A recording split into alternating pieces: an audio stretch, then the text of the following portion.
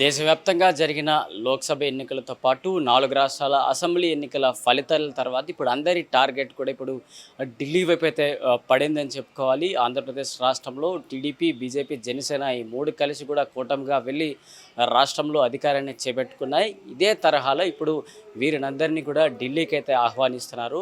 NDA సమావేశాలకు రావాలంటూ కూడా ఇటు మోడీ నుంచి ఇటు తెలుగు రాష్ట్రాల రెండు పార్టీల అధినేతలకైతే పిలుపు రావడం, వీరిద్దరూ కూడా ఢిల్లీకి అయితే పయనమైతే కాబోతున్నారు. మధ్యాహ్నం 2 గంటలకల్లా ఢిల్లీకి చేరుకోబోతున్నారు. వచ్చిన తర్వాత ఎన్డీఏ మిత్ర పక్షాలతో ఇటు నరేంద్ర మోడీ తన నివాసంలో సమావేశం ఏర్పరచబోతున్నారు. మొత్తానికి 292 పైచిలుకు స్థానాలు సాధించి కూడా ఇప్పుడు ఎన్డీఏ కూటమి అధికారం ప్రభుత్వాన్ని ఏర్పాటు చేయబోతోంది. ఇందుకోసం కీలకంగా సమావేశాన్ని ఏర్పరచబోతున్నారు. ఇటువైపు ఇండియా కూటమి కూడా దాదాపుగా ఇదే తరహాలో 234 స్థానాలు గెలుచుకుంటూ కూడా వారు అధికారం కోసం ఇంకా ఎదురు చూస్తున్న పరిస్థితి. ఇలాంటి సమయంలోనే ఇంకా మా దగ్గరికి అంటే ఎన్డీఏ కూటమిలో ఉన్న నేతలందరినీ కూడా తమ దగ్గరకే ఉంచుకునే విధంగా ఇప్పుడు మోడీ ప్లాన్లు అయితే రచిస్తున్నారు. మరి దీనికి సంబంధించి కూడా ఒకసారి మాట్లాడుకున్నట్లయితే ఎన్డీఏ కూటమి దగ్గర ఇప్పుడు దాదాపు 292 పైచిలకు స్థానాలు ఇప్పుడు ఎన్డీఏ కూటమి దగ్గర ఉన్నాయి.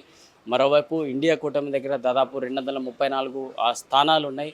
మరి ఇండిపెండెంట్లుగా పోటీ చేసిన వరకు 7 ఉన్నారు. అలాగే ఇప్పుడు మొత్తంగా అదర్స్గా ఉన్న అంటే ఏ పార్టీకి ఇప్పుడు ఇండియా కూటమి కావచ్చు, అలాగే ఎన్డీఏ అలయన్స్ కావచ్చు, ఈ రెండింటికి కూడా మద్దతు తెలిపిన వారు దాదాపు 18 మంది ఉన్నారు. అందులో 7 ఇండిపెండెంట్లే, మరోవైపు 4 వైఎస్ఆర్సీపీ పార్టీకి చెందిన ఎంపీలు కూడా ఉన్నారు. సో మొత్తానికి ఏ వైపు అడుగులు పడబోతున్నాయి అనే దానికి స్పష్టత అయితే వచ్చే అవకాశాలు అయితే కనిపిస్తున్నాయి. మరి ప్రభుత్వాన్ని ఏర్పాటు చేయడానికి 272 పైచిలకు స్థానాలు ఉంటే ప్రభుత్వాన్ని ఏర్పాటు చేయవచ్చు. అదే తరహాలోనే ఇప్పుడు అందరూ కూడా టార్గెట్ అయితే చేస్తున్నారు. మొత్తానికి ఇటు చంద్రబాబు నాయుడు, పవన్ కళ్యాణ్ ఇద్దరు కూడా ఢిల్లీకి అయితే రాబోతున్నారు. ఎన్డీఏ సమావేశాల్లో కీలకంగా వీరిద్దరి కీ రోల్ కూడా ఉండబోతోంది.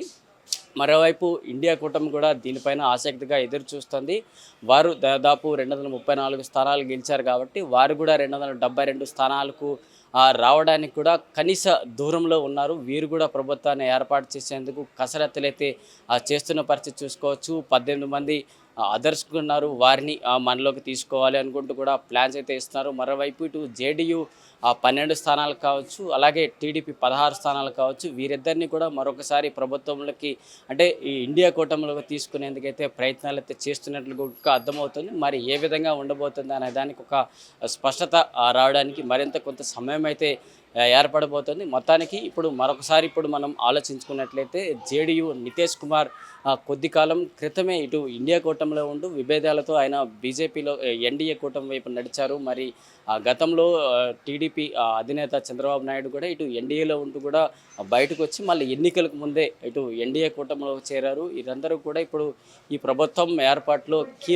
కీ రోల్గా ఉండిపోతుంది. ఎందుకంటే కేవలం సింగిల్ పార్టీగా ఇటు బీజేపీ 240 స్థానాలు గెలుస్తూ కూడా ఉన్నారు. ప్రభుత్వం ఏర్పాటు చేయడానికి మరొక 32 స్థానాలు కావాల్సి వస్తుంది. సో ఎన్డీఏ కూటమికి సంబంధించి ఈ నేతలందరూ కూడా సమిష్టిగా ఉంటూ మనం ప్రభుత్వాన్ని ఏర్పాటు చేయాలంటూ కూడా మోడీ వీరందరికీ కూడా చెప్పి ఉండబోతోంది. సో మొత్తానికి ఈ తారీఖున అంటే 5వ తారీఖున ఈ సమావేశంలో ఢిల్లీలో జరిగే సమావేశానికి ఒక కీ రోల్గా ఉండబోతోంది. ఈ నేతలందరూ కూడా ఎన్డీఏ మిత్రపక్షాల నేతలందరూ కూడా కలిసి ఇప్పుడు కూటమి ప్రభుత్వాన్ని ఏర్పాటు చేయబోతుంది. సో మొత్తానికి వీరందరూ కూడా ఏకతాడ మీదకి వచ్చిన తర్వాత ప్రభుత్వాన్ని ఏర్పాటు చేయడానికి ఇటు రాష్ట్రపతి దగ్గరికి వెళ్ళి ఒక పర్మిషన్ తీసుకుంటారు.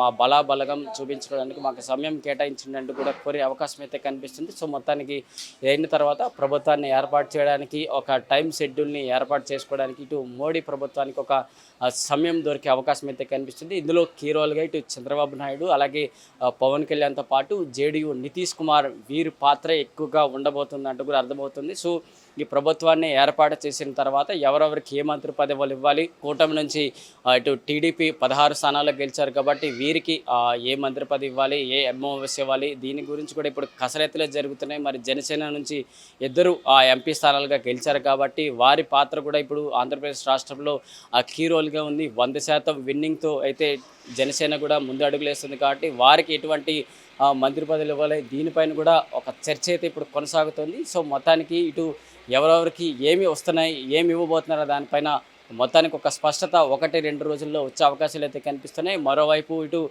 ప్రమాణ స్వీకారాన్ని కూడా ఏపీలో అయితే ఏర్పాట్లు అయితే జరుగుతున్నాయి. దాంతోపాటు ఇప్పుడు ఢిల్లీలో ప్రధాని మోడీ ప్రభుత్వాన్ని ఏర్పాటు చేసి తన బలగాన్ని చూపించుకునేందుకు తను కూడా సమయాన్ని రాష్ట్రపతిని కోరే అవకాశం అయితే కనిపిస్తుంది. సో మొత్తానికి ఎన్నికల 7 దశల్లో ఎన్నికలైతే ప్రశాంతంగా జరిగాయి.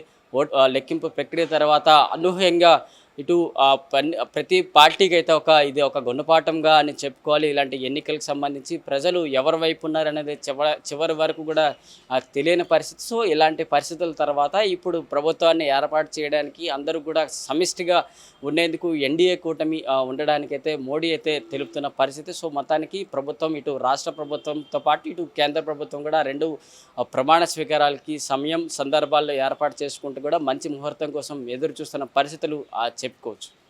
వీడియో జర్నలిస్ట్ కృష్ణతో ప్రశాంత్, ఆంధ్రప్రభ, న్యూఢిల్లీ.